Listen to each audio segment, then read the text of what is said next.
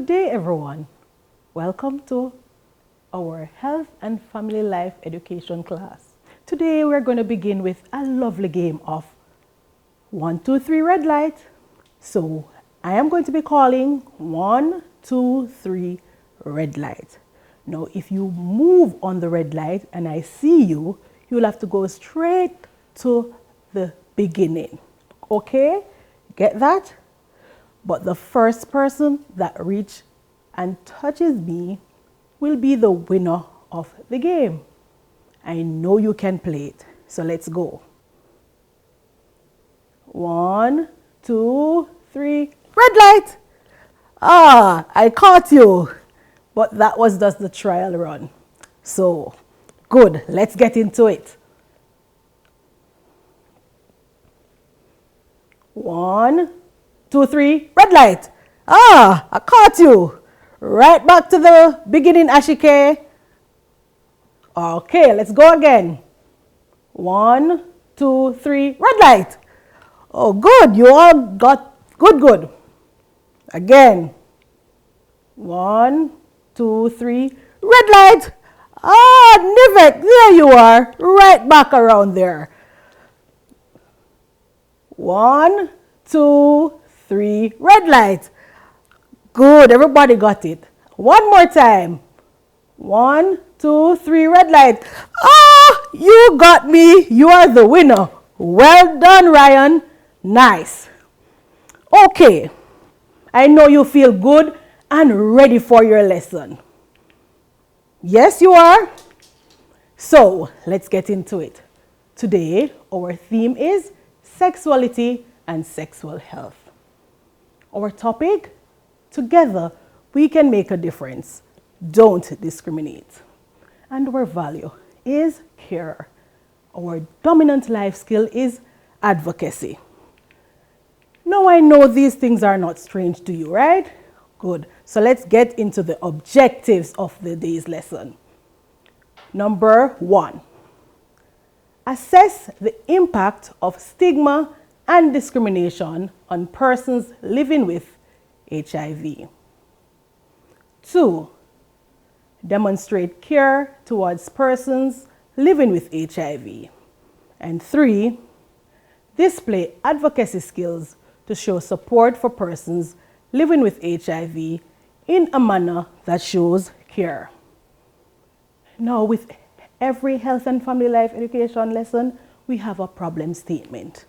And today, our problem statement is many children and adolescents are living with HIV/AIDS and face stigma and discrimination globally.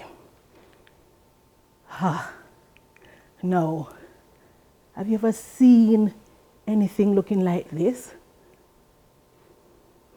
This red ribbon. Have you ever seen it before? You have seen a pink one. Oh, you have seen it, Kevin? A red one? Very good. All right. I'll tell you more about this red ribbon in a few. Now, you remember our topic? Yes, we are going to be looking at HIV. Good. So, I want you to do a quick activity for me. Get your books, get your pens, pencil, and a ruler. I'll give you a minute to do that. Ready? Nice. We are going to be making a KLL chart. Look on the screen and you're going to make it just like this. What?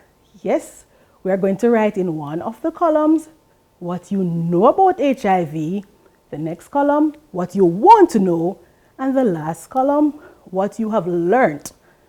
So, you know what you have learned would have come after the lesson, right? So listen up. That column should remain free until we are finished.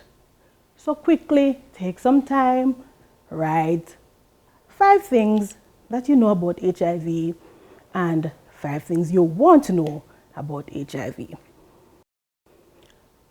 Leave it there. Finish? Good.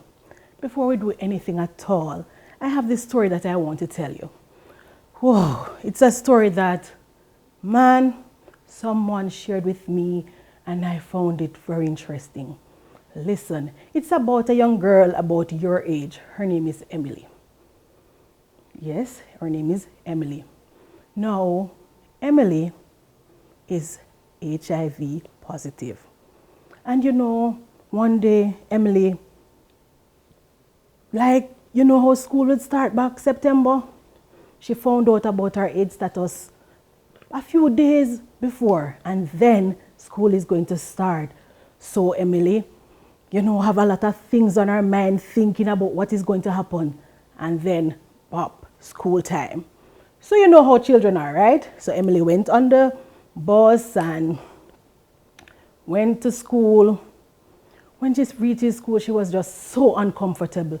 Like she had this burden on her, and like, man, all this is happening. I'm so uncomfortable. I'm not sure what is going to happen. Students may talk about me.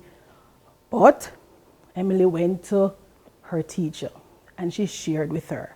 She said, Miss, you know, I found out that I am HIV positive. Teacher was like, oh, okay, Emily. Wow. All right, I understand. But remember now, your life is going to change a little. You're going to get a little discriminated. Persons will maybe have some stigma attached. So you have to understand how to deal with this. But I'll help you along the way. Okay, so you know, Emily may feel a little better and she went throughout the day, and then afterwards, you know what? School finished, and you know how children are, right? Yes, man, somebody get a little word that Emily had HIV. Huh? You know what the students did? Oh, Lord. They saw Emily and they started to jeer her. They said, you, Emily, you can't even share your stationaries again because nobody can touch your stuff. And Emily started looking sad. You can't touch anybody. You can't sit anywhere where persons sit. And she even started crying. Her friend came in and said, stop. Stop right there. Leave Emily alone. Why are you troubling her? Don't trouble her, man. And Emily feel a little better, but you know she was still sad and still crying. And she hurriedly go on the bus and go home, and she reached home, she said, Mommy, you know what happened? Oh, on my way home, the students started troubling me about my HIV status, and they don't want to play with me, and they don't want to sit beside me. Mommy, I really don't feel good. I feel very, very uncomfortable to go to school. And of course, you know, Mommy just said, okay, Emily. Give her a little pat and a hug, and I said, baby, I do understand. Mommy just said, I do understand what you're going through, but let us get through this together. And tell you what, Mommy just called teacher and said, teacher, I'm having some problem here. Can you assist me? And she called and she spoke to teacher, and teacher said, okay. And teacher decided that she's going to have a session with the students to inform them, to educate them about what Emily is going through and what are the do's and don'ts about persons living with HIV. So of course, teacher went, have the seminar, taught the students about how they treat persons with the virus, and teacher educate the students and said, do not do this to Emily. Don't treat her bad. Don't treat her unfairly. Teacher asked them, would you like persons to treat you like that? They all said no. But after teacher told them that they can't get the virus by just touching, being around her, or anything like that, they had more information and they were better able to work with Emily. So after that session, Emily could go back to class and feel more comfortable. Yes, man. They came up to her and said, Emily, we understand, so we can share our books with you. Yes, and she said, okay, thank you. And they start playing with her now, talking to her more, and she feel a little more relaxed.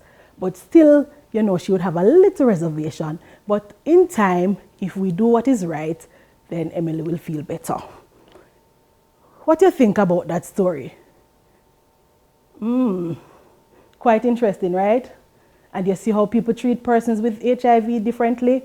All right, now we can advocate to decrease stigma and discrimination to show we care about persons living with HIV. So, let me give you some more facts about HIV. What is HIV? What is World AIDS Day? Now you remember I showed you my nice ribbon? And persons would have said that, yes, I've seen it, because December 1st, they celebrate World AIDS Day. What is World AIDS Day? World AIDS Day is commemorated on the 1st December each year and is an opportunity for people worldwide to unite in the fight against HIV, show their support for people living with HIV, and to remember people who have died from AIDS. World AIDS Day was the first ever global health day, held for the first time in 1988. Globally, there are an estimated 34 million people who have had the virus.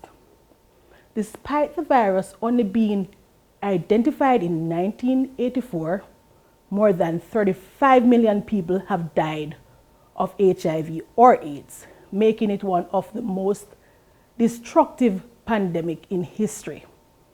Children are our future, and their health is important for a productive generation. While there has been promising progress in HIV response, children continue to be affected by the epidemic. In 2019, the World Health Organization reported that an approximately 2.8 million children were living with HIV worldwide. Stigma and discrimination surrounding HIV and AIDS continue to be the fuel for the global AIDS epidemic. Both individuals and organizations can, however, help reduce stigma and discrimination. What is stigma? Stigma is the belief of a person about a perceived mark of disgrace linked with certain kinds of behavior. HIV-related stigma refers to the negative beliefs, feelings, and attitudes towards people living with HIV. What is discrimination? Discrimination is the practice of treating a group of people unfairly based on certain characteristics.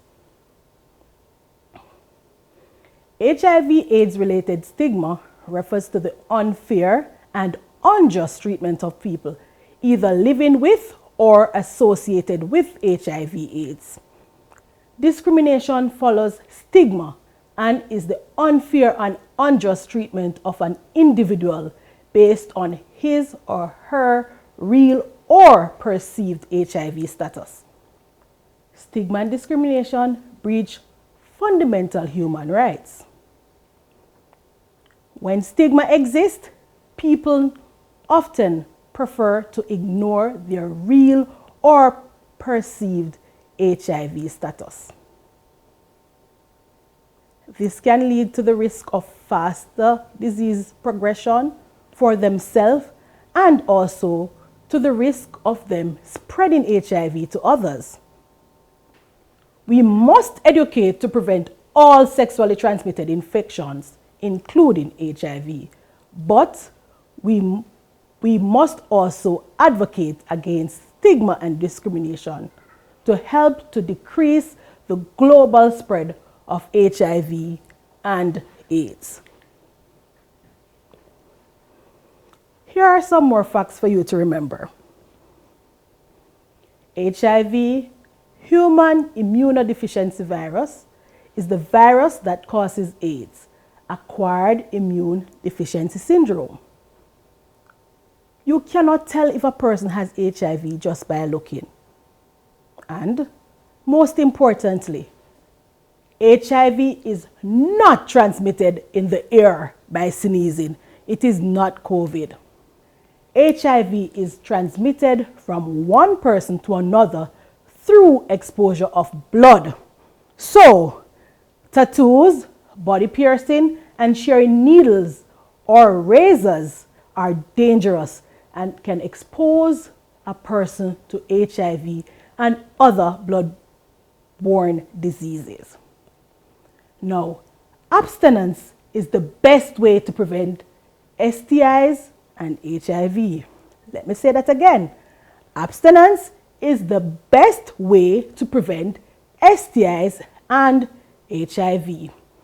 We must advocate to decrease stigma and discrimination against persons living with HIV to show that we care. What we must do?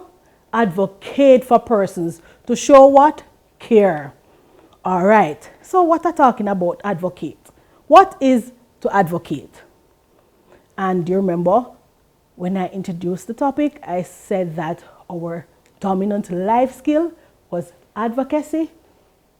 Oh, you remember. Very good. So what is it? Let's look at it. It is the ability to effectively communicate, convey, or assert the interests, desire, needs, and rights of yourself or another person. How can I show care for persons living with HIV/AIDS? Okay, let's use our advocacy skills to do this. Let's look at the steps in advocacy skills. 1. What is the problem or issue I want to change? 2. What kind of change would I like to see? How can I solve the problem or the issue? And what message and tools will I create to influence others? And the last one, create and present messages to audience. Now, we are going to answer these questions. So take some time and think about it. And let me share some answers with you. Yes, man, wrap up your things in your head. All right, come back to me now. Let us work this out together. Answer number 1. Many children and adolescents are living with HIV/AIDS and face stigma and discrimination globally. Yes, that is our problem. That is our issue. But answer for number 2. Listen what I have. Persons with HIV should be treated equally. Do not discriminate against them. Yes, you have that too? Nice, good. And the third one, advocate for people living with HIV to be treated equally. Not true. You have to go out there and show people that this is how you should treat them. They have rights, they have feelings, so we need to show them how to empathize with them. All right? Good. You have that as well. You're bright students. I like that. Now, number 4, show care by presenting information in the form of seminars, support groups. You can even start up a little club in your school, students. Yes, of course. Start up to show that, yes, people should not discriminate. No, man. Show them, give them information about HIV/AIDS and show them that they need to treat people how they would like to be treated. And the last thing, what we're going to do, we can present the information in several ways. We can go wide. We can do it on print media. Yes, man. We can have some billboards there. We can make some posters in schools. Yes, and we can have some seminars, some workshops. Just educate and present the information out there so persons can get the information to go out and know that we can stop stigma and discrimination against persons living with HIV/AIDS. Now, another question for you. What can I do to help decrease stigma and discrimination against persons living with HIV? Think about it. We just had a nice little session. Don't you think about it, right? Think about it. And I know you're going to get very active in this. I have an activity for you.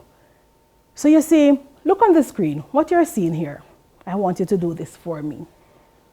Yes, I know you can draw the ribbon, man. You're like that, All right. So after all of that, I know you can do this nice activity for me. So come on now, get your books again. I want you to do something. Look on the screen and you're going to do something similar to this. I know you draw better, I know, so your ribbon is going to look all fancy. What I want you to do, you're going to have 2 columns. 1, ways we can discriminate against persons living with HIV. And on the other, ways I can show I care about persons living with HIV. Can you do that? I know you can. So I want you to write 5 of them for me on each side. Yes, man. Go ahead. Now, I want you to do that and you're going to send it to your health and family life education teacher. She'll be most pleased with you. And the final activity I want you to do for me is just to create a fancy poster to advocate for the end of stigma and discrimination against persons living with HIV. Come on, people, I know you can do it. So let me see all those fancy posters being posted up. Good activity? Oh wow, because you like to draw. Very nice. Now that is it for today. Have a wonderful day. See you next time. Bye.